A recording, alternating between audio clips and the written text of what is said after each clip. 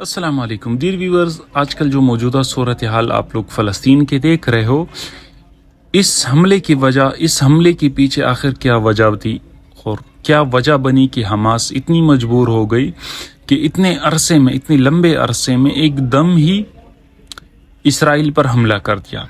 तो ये जानने के लिए, ये समझने के लिए सबसे पहले हम आपको ये नक्शा दिखा रहे हैं जो आप देख रहे हो। ये है फ़लस्तीन का नक्शा, स्टेट ऑफ फ़लस्तीन। तो यहाँ पे फ़लस्तीन जो है वो दो टुकड़ों में बटा हुआ है। एक तरफ है वेस्ट बैंक, ये भी फ़लस्तीन है, और दूसरी तरफ है गजा स्ट्रिप, ये भी फ़लस्तीन है। हालांकि जो बीच में आपको एरिया दिख रहा है ये इजराइल का है, लेकिन ये फ़लस्तीन का ही एरिया था जो आहिस्ता आहिस्ता इजराइल ने कब्जा कर दिया। अब वो कब्जा तो छोड़ दो, अब क्या कर रहा है कि गजा स्ट्रिप तो मुकम्मल कंट्रोल हमास की है, यानी मुसलमानों की, और जो वेस्ट बैंक है यहाँ पे मुख्तलिफ है।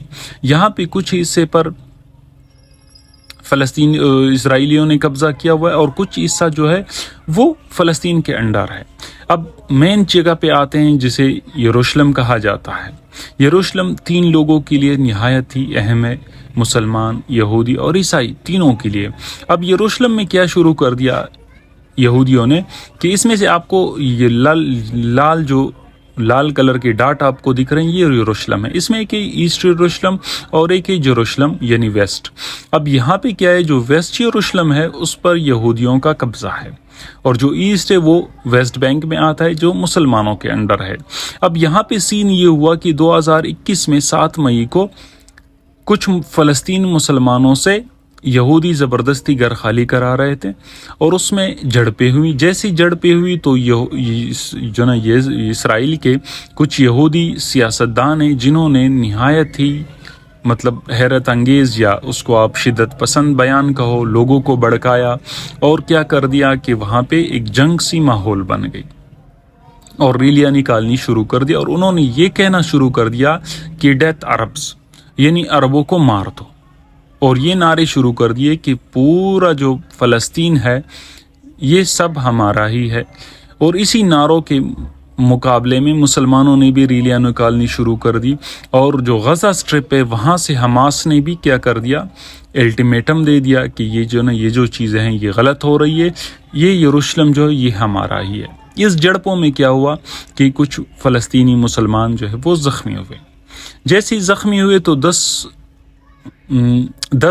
मई 2021 को यहूदियों ने रैलियाँ निकालनी थी। जैसी रैलियाँ निकालनी थी तो मुसलमान मस्जिद अक्सा में नमाज पढ़ रहे थे। ये 10 मई का वाक़या है। मुसलमान नमाज पढ़ रहे थे और नमाज के दौरान ही इसराइली फ़ौजी मस्जिद अक्सा में घुस गए।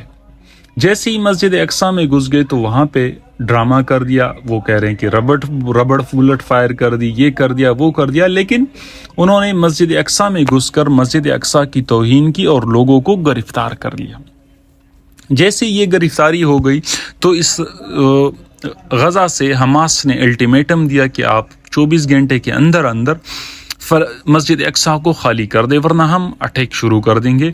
और ऐसा ही हुआ कि 24 घंटों के बाद ही हमास ने वहाँ से मिसाइल दागने शुरू कर दिए और एक जंग सी छिड़ गई जो आप सब जानते हैं कि क्या हुआ।